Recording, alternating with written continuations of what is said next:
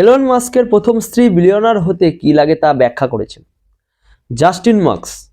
Billionaire Elon মাস্কের প্রথম স্ত্রী সম্পদ এবং কঠোর পরিশ্রম সম্পর্কে একটি বা দুটি জিনিস জানেন।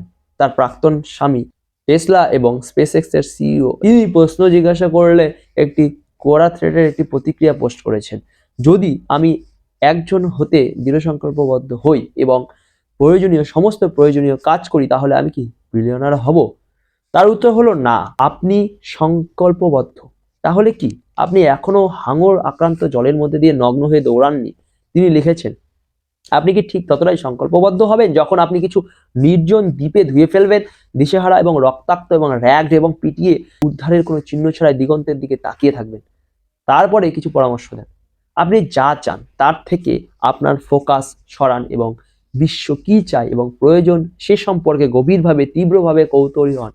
নিজেকে জিজ্ঞাসা করুন, আপনার কাছে কি অফার করার সম্ভাবনা রয়েছে যা এত অনন্য এবং বাধ্যতামূলক এবং সহায়ক যে কোনো কম্পিউটার আপনাকে প্রতিস্থাপন করতে পারে না।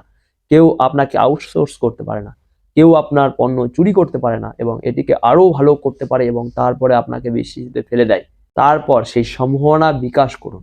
একটা জিনিস চয়ন করুন এবং এটি একটি মাস্টার হয়ে একটি দ্বিতীয় জিনিস চয়ন করুন এবং এটি একটি মাস্টার হয়ে আপনি যখন দুটি জগতে মাস্টার হয়ে উঠবেন তখন আপনি তাদের এমনভাবে একত্রিত করতে পারবেন, একে অপরের সাথে উত্তপ্ত ধারণায় পরিচয় করে দিতে পারেন, যাতে তারা ধারণা যৌনতা করতে পারে এবং ধারণা শিশু তৈরি করতে পারে যা কেউ দেখেনি।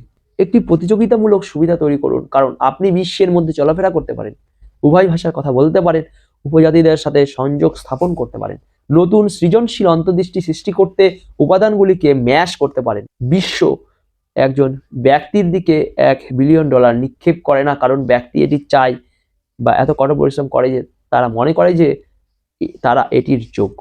বিশ্ব আপনাকে এমন কিছুর বিনিময়ে অর্থ দেয় যা এটি সম্মান বা বেশি মূল্যের বলে মনে করে, এমন কিছু যা সংস্কৃতির একটি দিককে রূপান্তরিত করে, একটি পরিচিত গল্পকে নতুন করে তৈরি করে বা একটি নতুন পরিচয় দেয়। বিভাগ সম্পর্কে লোকেরা যেভাবে চিন্তা করে এবং দৈনন্দিন জীবনে এটিকে ব্যবহার করে বা পরিবর্তন করে, এর জন্য কোনো রোড ম্যাপ নেই, কোনো নীল নকশা নেই।